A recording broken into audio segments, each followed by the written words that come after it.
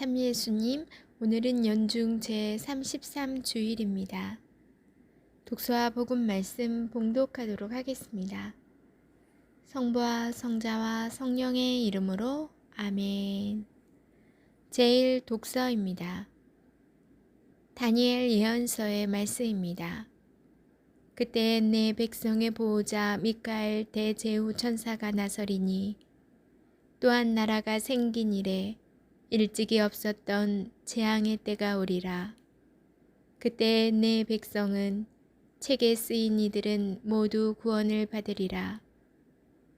또 땅 먼지 속에 잠든 사람들 가운데에서 많은 이가 깨어나 어떤 이들은 영원한 생명을 얻고 어떤 이들은 수치를 영원한 치욕을 받으리라. 그러나 현명한 이들은 창공의 광채처럼 많은 사람을 정의로 이끈 이들은 별처럼 영원 무궁히 빛나리라. 주님의 말씀입니다. 하느님 감사합니다. 제2 독서입니다. 히브리서의 말씀입니다. 모든 사제는 날마다 서서 같은 제물을 거듭 바치며 직무를 수행하지만 그러한 것들은 결코 죄를 없애지 못합니다. 그러나 그리스도께서는 죄를 없애시려고 한번 제물을 바치시고 나서 영원히 하느님의 오른쪽에 앉으셨습니다.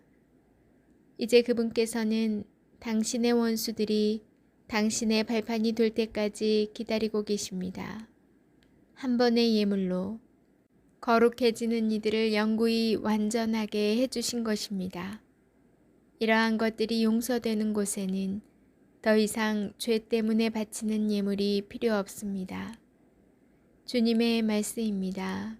하느님 감사합니다. 복음 말씀입니다. 마르코가 전한 거룩한 복음입니다. 그때 예수님께서 제자들에게 말씀하셨다.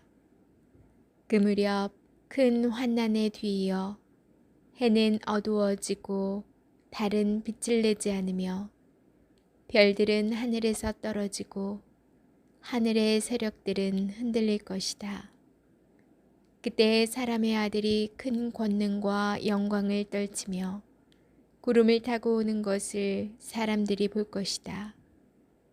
그때 사람의 아들은 천사들을 보내어 자기가 선택한 이들을 땅 끝에서 하늘 끝까지 사방에서 모을 것이다. 너희는 무화과 나무를 보고 그 비유를 깨달아라. 어느덧 가지가 부드러워지고 잎이 돋으면 여름이 가까이 온 줄 알게 된다. 이와 같이 너희도 이러한 일들이 일어나는 것을 보거든 사람의 아들이 문 가까이 온 줄 알아라. 내가 진실로 너희에게 말한다. 이 세대가 지나기 전에 이 모든 일이 일어날 것이다. 하늘과 땅은 사라질지라도 내 말은 결코 사라지지 않을 것이다. 그러나 그 날과 그 시간은 아무도 모른다. 하늘의 천사들도 아들도 모르고 아버지만 아신다. 주님의 말씀입니다. 그리스도님 찬미합니다. 잠시 묵상하겠습니다. 갑작스러운 지인의 비보에 하던 일을 잠시 멈추었습니다. 이제까지 이룬 것보다 앞으로 하고 싶고 이룰 것이 더 많은 분이셨습니다. 누구보다도 열정적인 모습으로 자신의 일을 사랑하신 분이셨습니다. 그래서 더욱 안타깝고 믿기지 않았습니다.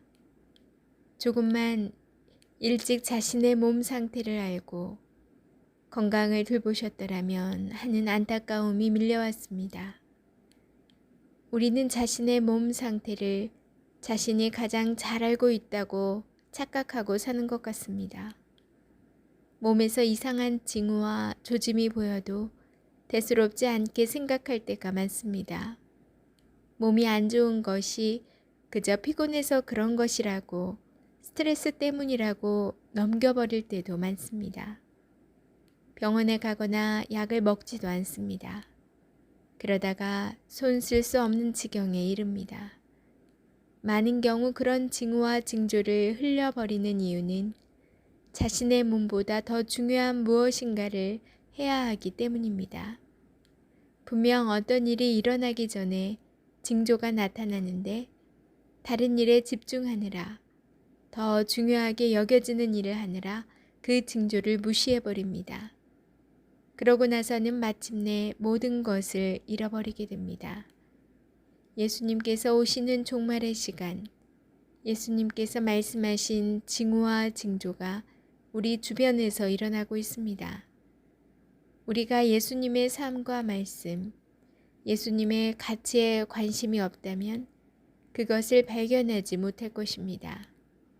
그러한 징조를 발견하더라도 그 의미를 깨달지 못할 것입니다.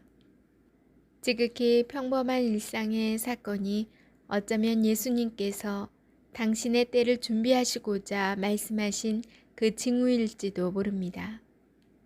우리의 식탁에서 음식이 버려질 때 배고픔으로 죽어가는 사람이 있습니다. 우리가 아무렇지 않게 일회용품을 사용할 때 지구의 온도는 올라가고 있습니다. 우리가 편안함과 편리함을 위하여 자동차를 타고 전등을 켤 때 지구 반대편은 홍수와 가뭄으로 몸살을 앓습니다. 예수님의 말씀과 뜻에 더욱 관심을 기울일 때, 그분의 시선으로 세상을 바라볼 때 우리는 일상의 의미를 제대로 깨달을 수 있을 것입니다. 그래야만 모든 것을 잃지 않고 그분을 맞이할 수 있을 것입니다. 아멘. 성부와 성자와 성령의 이름으로 아멘. 오늘은 세계 가난한 이의 날입니다.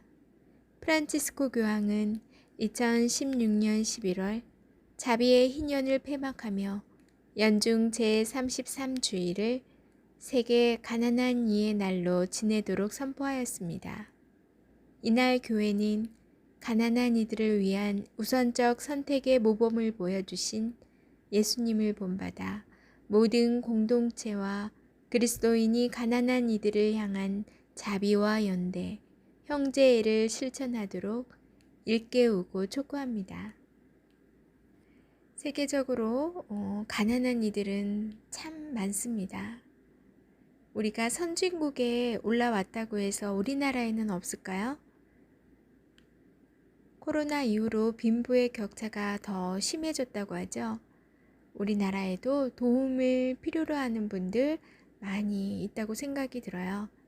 그래서 제가 언젠가 내가 내 위치에서 좀 형편이 어려운 이들을 도울 수 있는 건 무엇이 있을까 생각하고 동사무소에 도움을 청해서 그분들을 소개받기로 했다고 말씀드린 적이 있었죠. 그분들께 연락이 왔어요. 아직 그 친구들을 만나보지는 못했지만 두 가정인데 한 가정은 1명, 또 다른 한 가정에서 2명 함께 공부를 하기로 했어요. 그 세 친구 저도 빨리 만나고 싶고 또 그 아이들에게 정말 조금이라도 도움이 되었으면 그런 마음이고, 또 주님께 이 소식을 듣고 너무 감사하더라고요. 제 보잘것없는 작은 거 하나로 또 다른 누군가를 도울 수 있다는 게, 또 그 길을 열어주셨다는 게 너무 감사했어요. 우리 주변에 나의 작은 것이라도 함께 나누어서 기쁘고 행복한 삶을 영위할 수 있다면 정말 주님 보시기에도 참 기쁘실 것 같다는 생각이 들어요. 가난하고 소외된 이들, 무관심으로 그저 지켜보는 방관자가 되지 않는 그리스도의 자녀들이 되기를 기도해 봅니다. 좋은 밤 되시고요. 저는 내일 다시 만날게요.